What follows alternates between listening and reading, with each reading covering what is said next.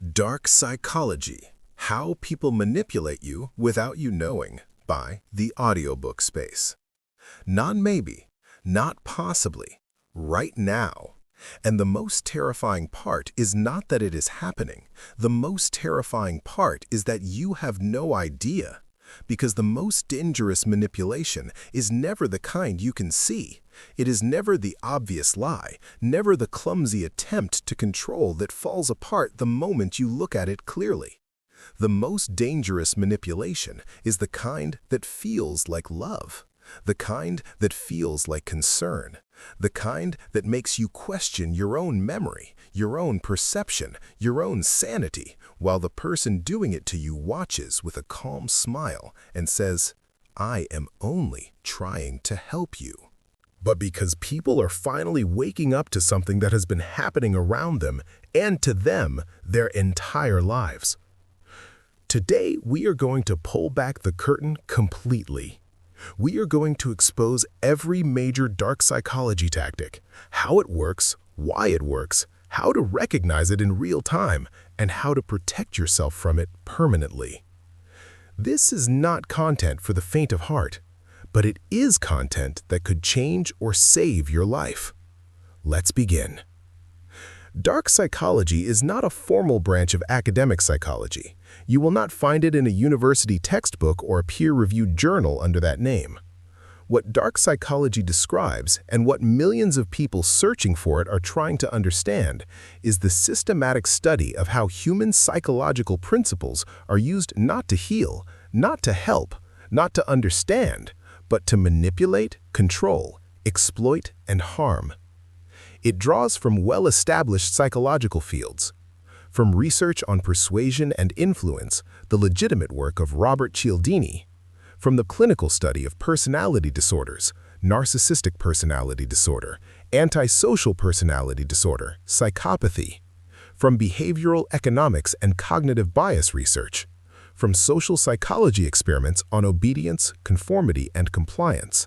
All of these fields study how human behavior can be influenced. Dark psychology is what happens when those findings are weaponized.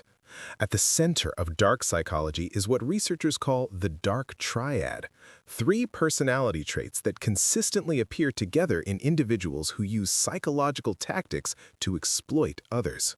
Narcissism, an inflated sense of self-importance, a deep need for admiration, and a striking lack of empathy for others. Machiavellianism, a strategic, calculating approach to interpersonal relationships characterized by manipulation, deception, and a willingness to use people as instruments to achieve personal goals. Psychopathy, emotional shallowness, impulsivity, and a fundamental inability to form genuine emotional bonds with others, combined, paradoxically, with extraordinary superficial charm. People high in dark triad traits are found in every environment. In families, in romantic relationships, in workplaces, in social circles, in positions of power and authority. And the reason they are so dangerous is not their intelligence or their physical power. It is their expertise, developed over a lifetime of practice in exploiting the psychological vulnerabilities that all human beings share. Today, we are going to examine 12 of the most powerful and most commonly used dark psychology tactics, what they are, how they work neurologically and psychologically, how to recognize them in your own life, and exactly what to do when you do. Tactic number 1. Gaslighting, making you doubt your own reality. The term gaslighting comes from a 1944 film called Gaslight, in which a husband systematically manipulates his wife into believing she is losing her mind by secretly dimming the gas-powered lights in their home and then denying that anything has changed when she mentions it. The film gave a name to something that had been happening in human relationships for as long as human relationships have existed. Gaslighting is the deliberate, systematic distortion of another person's perception of reality. It is not a single lie. It is not a single denial. It is a sustained campaign, conducted over months or years, designed to make the target progressively doubt their own memory, their own perception, and ultimately their own sanity. It operates through a specific and predictable set of tactics. Flat denial. You bring up something that happened, something you clearly remember, something you experienced directly, and the gaslighter denies it completely. Not argues about its interpretation, denies that it happened at all, with absolute conviction, as if the event you remember so clearly simply never occurred. Memory distortion. They rewrite the history of events, adding details that were not there, removing details that were, shifting the sequence of what happened until their version and your version are so different that one of you must be wrong, and they are always certain that it is you. Reality questioning. They question your ability to accurately perceive and remember. You are too sensitive. You are imagining things. You have always had a terrible memory. You are emotional, and that makes you unreliable. Over time, these repeated suggestions begin to function like post-hypnotic instructions. You start to filter your own perceptions through the doubt they have installed. Triangulation. They bring in third parties to confirm their version of reality. Did I say that? Ask anyone who was there. Everyone agrees with me. You're the only one who remembers it that way. The neurological reason gaslighting works is deeply disturbing. Human memory is not a recording. It is a reconstruction. Every time we remember something, we are not playing back a stored file. We are actively rebuilding the memory from fragments, filling gaps with inference and assumption. This reconstruction process is highly susceptible to external suggestion. When a trusted person, a partner, a parent, a friend, consistently provides alternative versions of events with confidence and certainty, the brain begins to incorporate those alternative versions into its reconstruction. Slowly, imperceptibly, until the target cannot reliably distinguish between what they actually experienced and what they have been told they experienced. The most insidious aspect of gaslighting is its cumulative effect on self-trust. Every human being navigates life using their perception and memory as primary tools. When those tools are systematically undermined, when you are consistently made to feel that you cannot trust what you see, hear, remember, and feel, the psychological damage is profound and extends far beyond the specific relationship in which it is occurring. You begin to doubt your judgments in every area of life, your decisions, your assessments of situations and people, your feelings about your own experiences. You become, in the most literal psychological sense, dependent on the gaslighter's version of reality because your own has been destroyed. How to recognize it? You frequently feel confused after interactions with this person. You often find yourself apologizing without being sure what you did wrong. You second-guess memories and perceptions that you previously had no reason to doubt. You feel like you are always the problem. You find yourself saying things like, "I must be going crazy," or "maybe I imagined it." How to protect yourself? Keep a private written record of events, dates, times, what was said, what happened.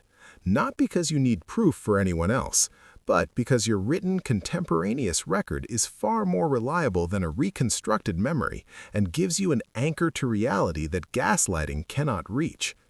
Trust the pattern more than any individual incident. Gaslighting is almost never one event. It is a sustained pattern. If you notice the pattern, if reality consistently shifts depending on who you talk to, that pattern is the signal. Tactic number 2, love bombing. Drowning you in affection before the control begins. Imagine meeting someone who makes you feel, within weeks, sometimes days, like you have never been seen so clearly or valued so deeply by another human being in your entire life. They text you constantly. They want to spend every moment with you. They tell you that you are extraordinary, that they have never met anyone like you, that they knew immediately that you were special, that they cannot imagine their life without you.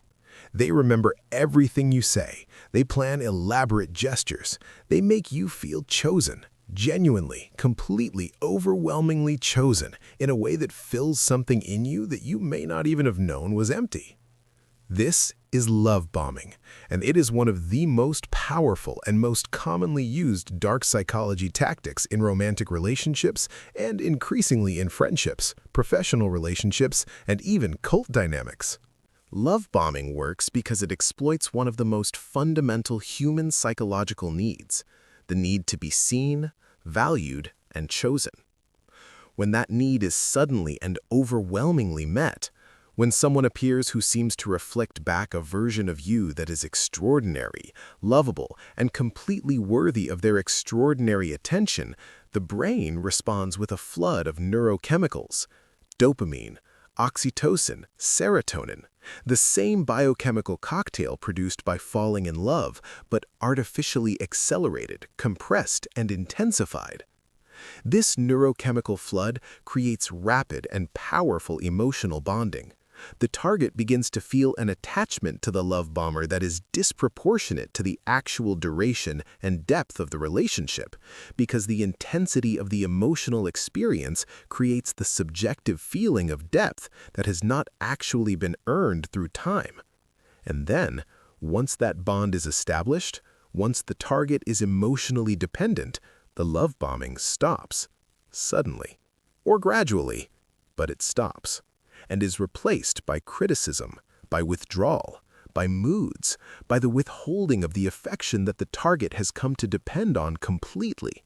The target, now bonded, now dependent, now confused by the dramatic shift, works desperately to get the love bomber back to the person they were in the beginning.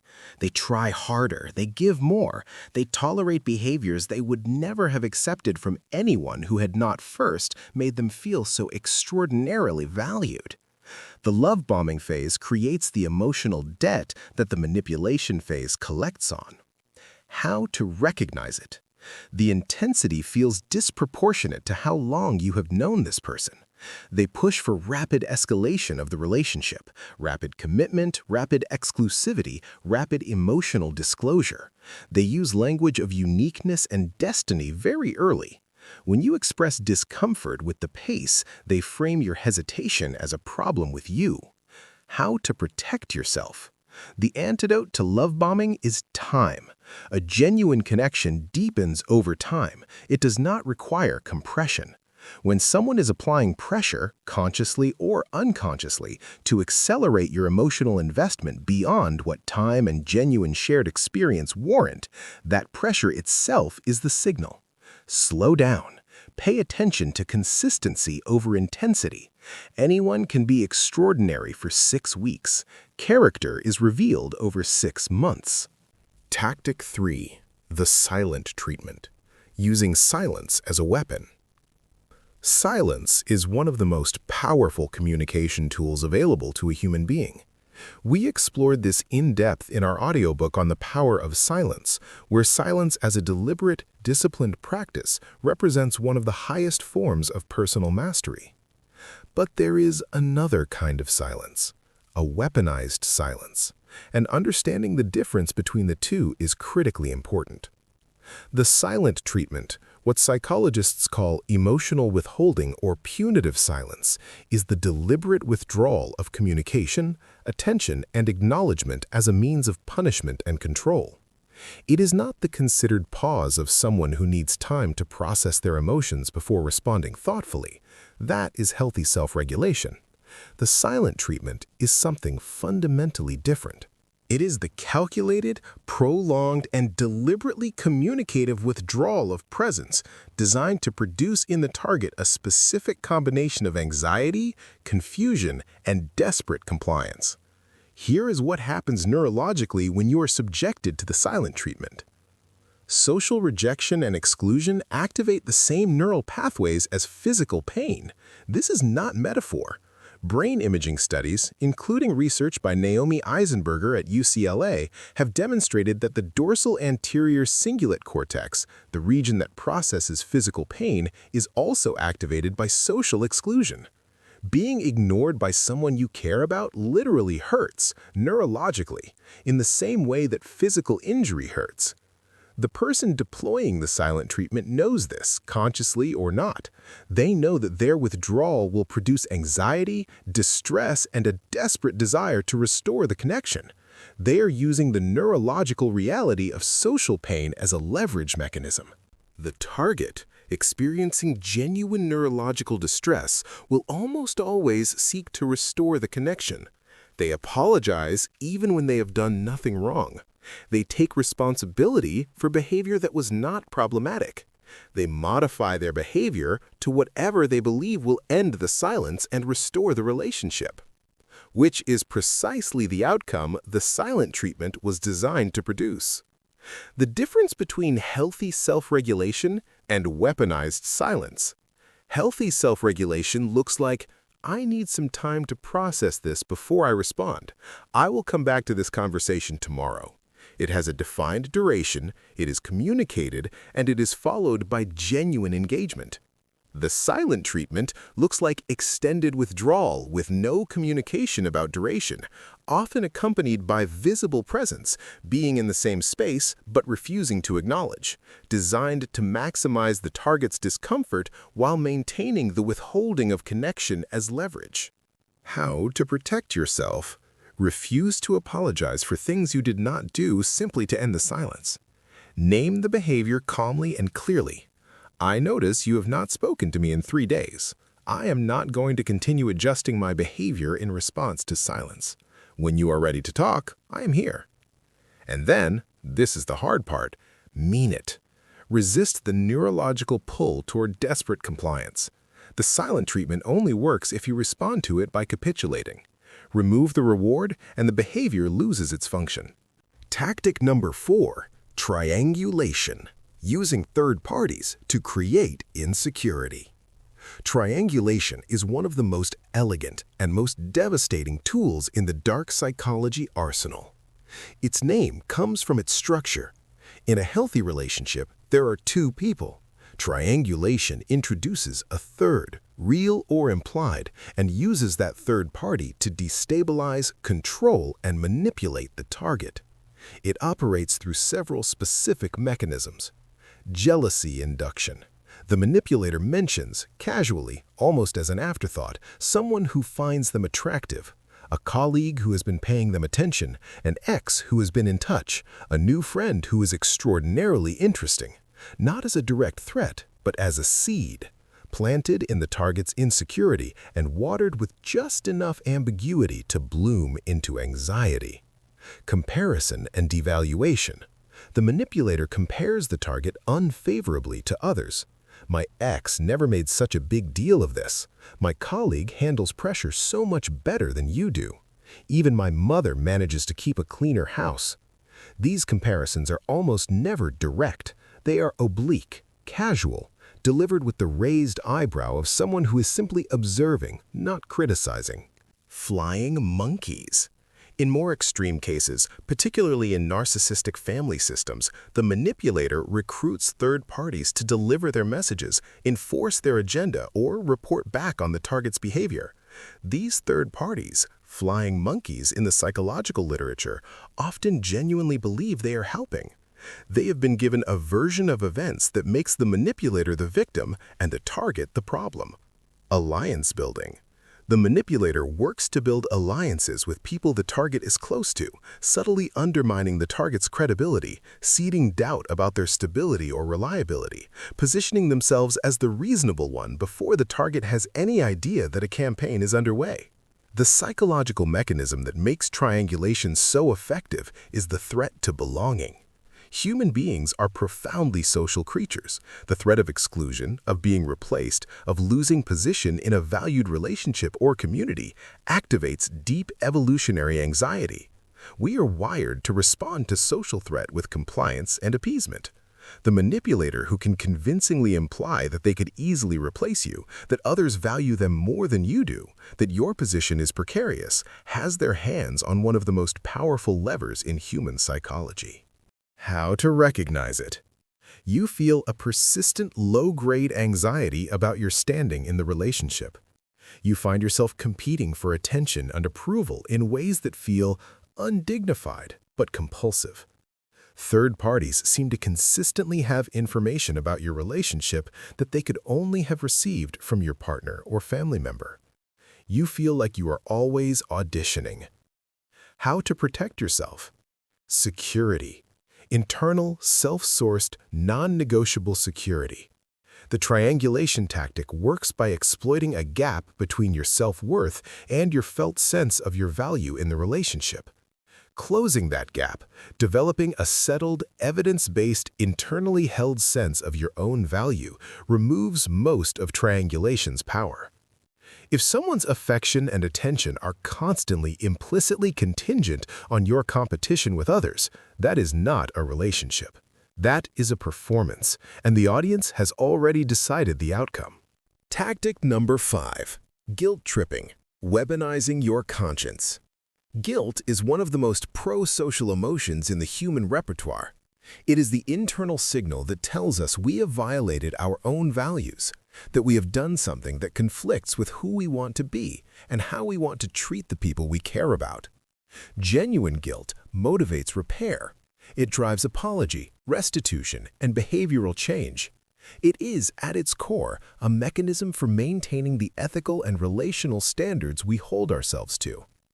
And it is one of the most exploited emotions in all of dark psychology.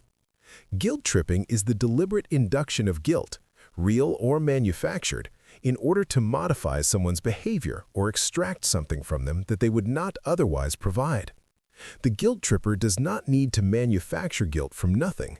They simply need to activate it, often in relation to things that are not the target's actual responsibility, and then allow the target's own conscience to do the rest of the work. Tactics include the sacrifice reminder. Look at everything I have done for you. After everything I have given up, everything I have sacrificed, and this is how you repay me?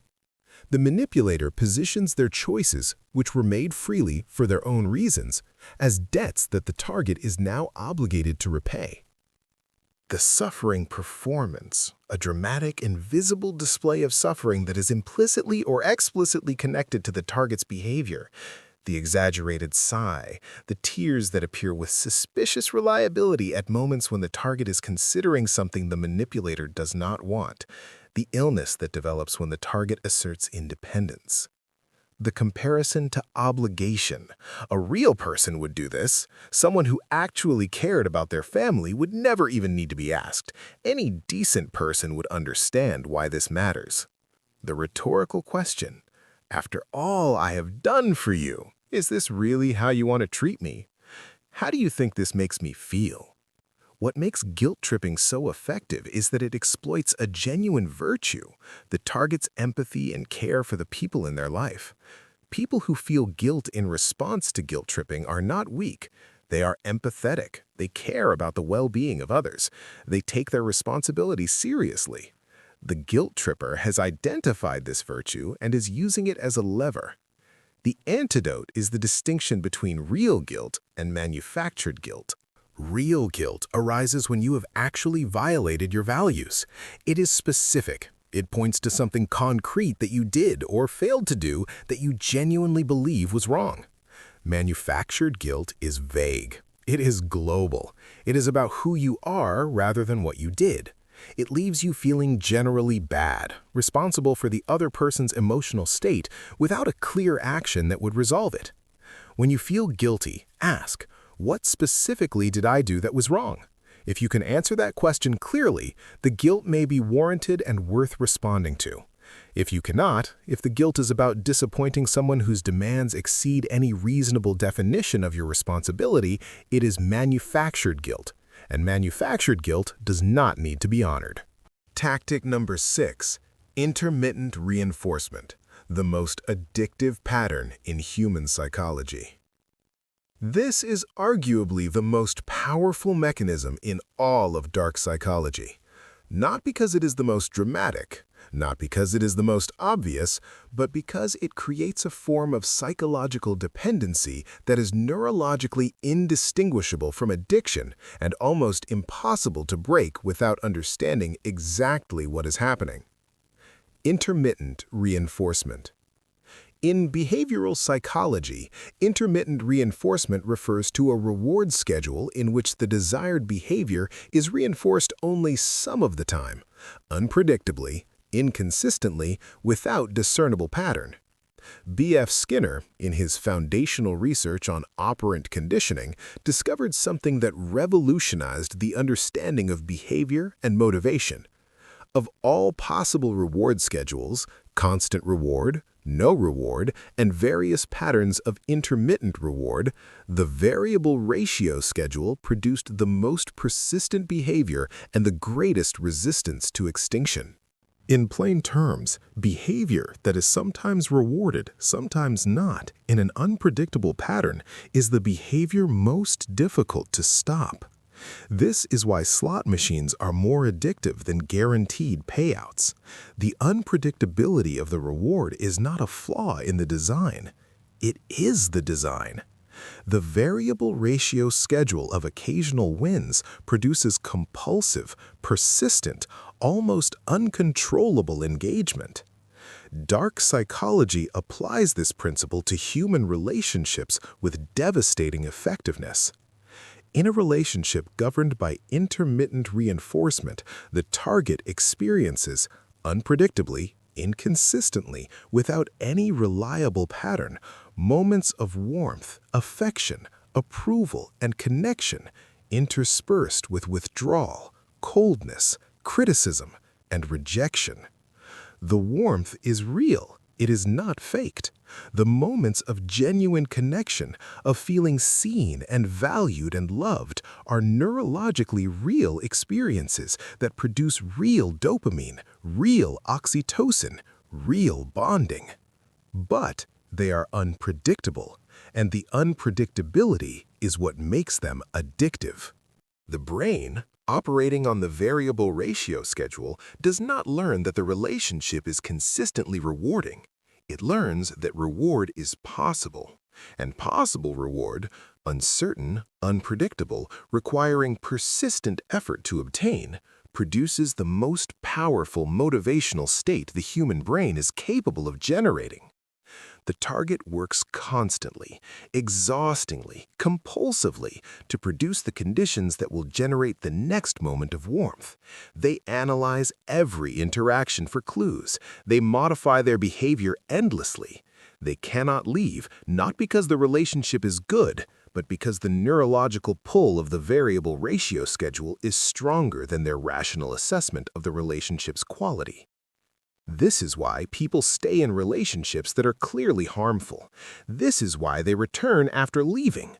This is why the rational argument that the relationship is bad and they should go does absolutely nothing to resolve the situation. You cannot reason someone out of an intermittent reinforcement pattern because the pattern does not operate in the rational mind. It operates at the level of neurological conditioning, the same level as addiction. The only intervention that works is understanding the mechanism completely, naming it, seeing it for what it is, and then rebuilding a relationship with your own internal reward system so that you are not dependent on the variable external reinforcement to feel okay. This is deep work.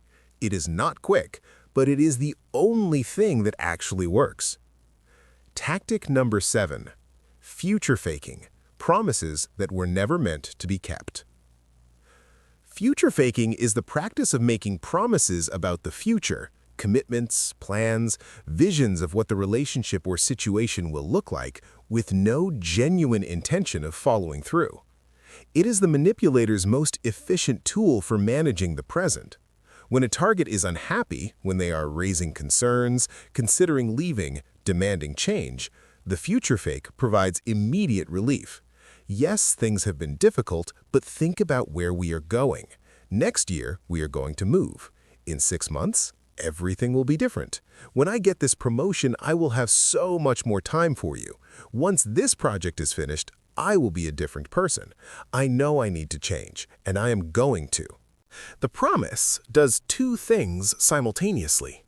It addresses the immediate situation, deflecting the concern, relieving the pressure, preventing the confrontation or departure that the manipulator wants to avoid, And it resets the target's investment in the future, giving them a new horizon to invest in, a new reason to stay, a new version of the relationship to hope for. The future that was promised never arrives, but by the time the deadline passes, by the time it becomes clear that nothing has changed, enough time has elapsed for the target's investment to have deepened further, and a new future fake can be deployed to reset the clock again. How to recognize it? The promises are always specific enough to feel real, but vague enough to be unverifiable. The timeline always moves. When you raise the fact that the previous promise was not kept, the manipulator responds with a new promise rather than an acknowledgement of the broken one. The vision of the future is always more compelling than the reality of the present. How to protect yourself? Evaluate the present, not the promised future, not the version of this person or this situation that they say is coming. What is actually here right now? What is the actual consistent pattern of behavior, not the occasional exception, not the promise of change, but the reliable baseline? People show you who they are through their consistent behavior. The future that matters is the one being built right now in the present, one action, one decision, one kept or broken promise at a time. Tactic number 8, projection, making their flaws your problem. Projection is one of the most studied defense mechanisms in all of psychology, first described by Sigmund Freud and extensively researched by psychologists in the centuries since. In its classic psychological definition, projection refers to the unconscious attribution of one's own unacceptable thoughts, feelings, or impulses to someone else. The person who is angry accuses others of being angry. The person who is dishonest is convinced that everyone around them is lying. The person who is jealous constantly accuses their partner of jealousy.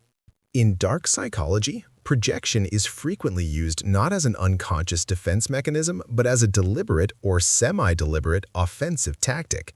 The manipulator who is cheating accuses their partner of infidelity. The manipulator who is stealing accuses others of dishonesty. The manipulator who is the source of the dysfunction in a relationship convinces the target, and frequently the people around them, that the target is the problem. This serves multiple functions simultaneously. It deflects attention from the manipulator's actual behavior by making the target defensive and focused on defending themselves rather than examining the manipulator's behavior. It preemptively discredits the target's future complaints. If the target ever raises legitimate concerns, the manipulator can point to the target's supposed equivalent behavior as proof that they are simply projecting. It creates confusion. The target, who is consistently accused of motivations and behaviors they do not have, begins to question whether the accusations might be true. The gaslighting element of projection compounds its effect. And in its most sophisticated form, it allows the manipulator to confess their own behavior in the language of accusation, so that when the truth eventually emerges, they can claim they told you all along. How to recognize it? The accusations feel completely disconnected from your actual behavior and motivations. The manipulator seems more certain about your interior experience than any external person could reasonably be. The accusations appear to mirror behaviors you have observed in the manipulator rather than yourself. When you deny the accusation, your denial is treated as further evidence of guilt. How to protect yourself? Do not accept responsibility for emotional states and behaviors that are not yours. When you are accused of something you did not do, examine the accusation honestly and briefly, then set it down. You do not need to prove a negative to someone who has already decided the verdict. More importantly, notice what the accusations reveal about the accuser. Projection is frequently one of the most accurate windows into the dark psychology practitioner's own inner world and actual behavior. Tactic number 9, covert contracts, expectations you never agreed to. This is one of the most subtle and least discussed dark psychology tactics, and one of the most pervasive. A covert contract is an unspoken expectation, a deal that one party has decided exists without the knowledge or agreement of the other party, whose violation produces genuine anger, resentment, and punishing behavior. Here is how it works. Person A decides internally, without communication, that if they do X for person B, then person B will do Y for them. They do X. Person B, who has no idea about the covert contract, does not do Y. Person A reacts with genuine anger and a felt sense of betrayal, as if person B has violated an agreement. But person B never made that agreement. They never knew it existed. Covert contracts appear in every type of relationship. I have been the perfect partner for 3 years, and they owe me complete loyalty. I have worked above and beyond in this job, and my employer owes me the promotion. I have been there for this friend whenever they needed me, and they owe me the same level of availability. The word owe is the signal. When you feel that someone owes you something, examine whether you ever actually communicated that expectation to them, whether they ever actually agreed to it, whether the contract is covert or explicit. The dark psychology practitioner deploys covert contracts strategically, creating felt obligations in the target that the target has no awareness of having accepted, and then collecting on those obligations through guilt, resentment, and punishing behavior when they are inevitably not met. How to protect yourself? Make all your contracts explicit. If you want something from a relationship, say it. If you have an expectation, communicate it. Do not perform acts of generosity in silence and then feel entitled to reciprocation that was never negotiated. And when someone reacts as if you have violated an obligation you were never informed of, name the dynamic clearly. I was not aware of that expectation. I did not agree to that arrangement. If you need something from me, tell me directly. Tactic number 10. The DARVO response. How manipulators become victims. DARVO is an acronym developed by psychologist Jennifer Freyd to describe one of the most predictable and most disorienting responses of the dark psychology practitioner when confronted with their own behavior. DARVO stands for deny, attack, reverse victim, and offender. Here is how it plays out in practice. You confront someone about behavior that has harmed you. Perhaps you name the manipulation you have been experiencing.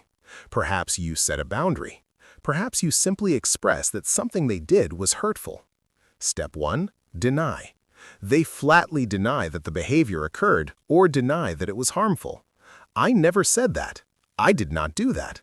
You are completely misremembering. Step 2. Attack. They attack you for raising the concern. How dare you accuse me of that? This is incredibly insulting. I cannot believe after everything I have done for you that you would say something like this. Step 3. Reverse victim and offender. They position themselves as the victim of your confrontation. You have hurt me deeply by accusing me of this. I am the one being attacked here. You are abusing me by saying these things. The DARVO response is devastatingly effective because it exploits the target's empathy. The target, who raised a legitimate concern about being harmed, suddenly finds themselves facing a person who appears to be genuinely distressed. The target's empathy activates. They begin to feel guilty for having raised the issue. They shift from addressing their own harm to managing the manipulator's apparent distress. The original concern is never addressed. The confrontation has been hijacked, and the manipulator, who was the subject of accountability, has transformed themselves into the victim. How to recognize it? The response to your concern is disproportionate in emotional intensity. The conversation rapidly shifts from your concern to their distress. You find yourself apologizing for raising a legitimate issue. The original subject is completely lost in the emotional escalation of their response. How to protect yourself? Stay anchored to the original concern. When the DARVO response begins, when the denial and attack and victim reversal unfold, do not follow the conversation where it is being led. You do not have to manage their distress before they address your concern. You can hold both things simultaneously. I can see that you are upset by what I have raised, and I still need to talk about what I brought up. The Darvo response is designed to move the conversation off your concern and onto their emotional state. Recognizing the pattern in real time gives you the ability to refuse that redirection. Tactic number 11. Isolation. Cutting you off from your support system. Of all the dark psychology tactics on this list, isolation is the one most consistently associated with the most severe and most dangerous forms of psychological abuse. It is the systematic and usually gradual elimination of the target's connections to people and resources outside the relationship with the manipulator. It rarely begins dramatically. It begins subtly. A comment about a friend. Your friend seems to bring out a side of you that I do not like. I am not sure she is a good influence on you. I noticed she does not seem very supportive of our relationship. A question about a family member. Do you think your mother has always respected you? I have noticed some things about the way she talks to you that seem disrespectful. I worry about how she affects you. A concern about a colleague. I do not trust that person. I have seen the way he looks at you. I do not think you should spend time with him outside of work.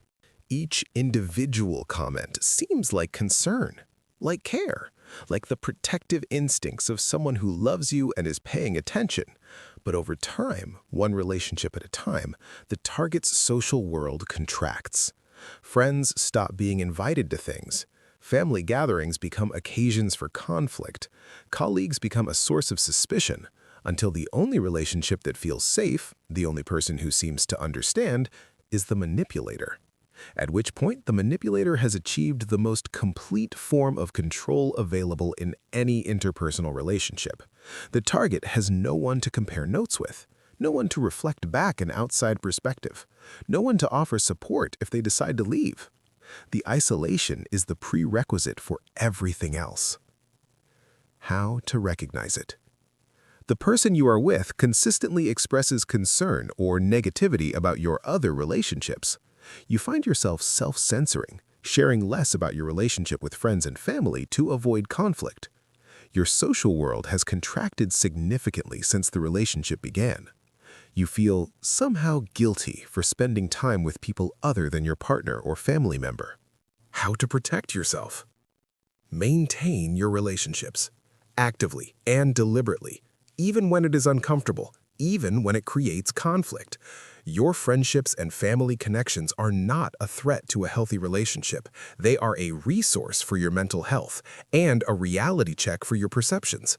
If a relationship requires your isolation to function, that is the most important information that relationship has ever given you. Tactic number 12. The slow burn.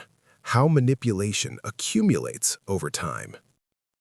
The final and perhaps most important principle of dark psychology is not a single tactic. It is the understanding of how all of these tactics work together, cumulatively, gradually, imperceptibly, to produce a level of psychological control that no single dramatic event could ever achieve. The frog in boiling water. The temperature rises 1 degree at a time.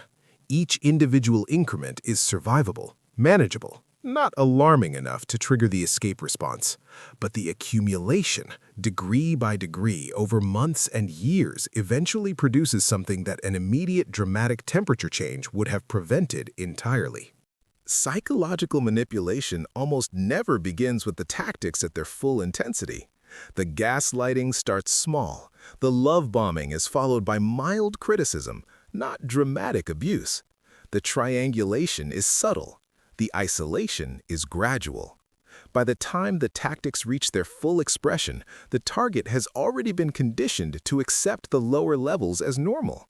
Their baseline for what is acceptable has shifted so far from where it began that they can no longer accurately assess the gap between the relationship they are in and the relationship they deserve. This is the most important thing to understand about dark psychology. It is not about dramatic events. It is about the slow, systematic erosion of your perception of what is normal, what is acceptable, and what you deserve. And the antidote is not dramatic action, it is awareness, the willingness to examine not just individual events, but patterns. Not just how things are right now, but how they compare to where they began. Not just whether any single day feels acceptable, but whether the direction of travel over time is toward more respect, more trust, more genuine connection, or less. The question is not whether any particular incident crossed a line. The question is whether the lines themselves have been moved. 12 tactics, 12 dimensions of the systematic exploitation of human psychology that millions of people are experiencing right now in their homes, their workplaces, their families, their closest relationships. Here is what I want to leave you with. Understanding these tactics does not mean that everyone around you is using them. The vast majority of human relationships, even difficult ones, even imperfect ones, are not governed by dark psychology. But knowledge is protection.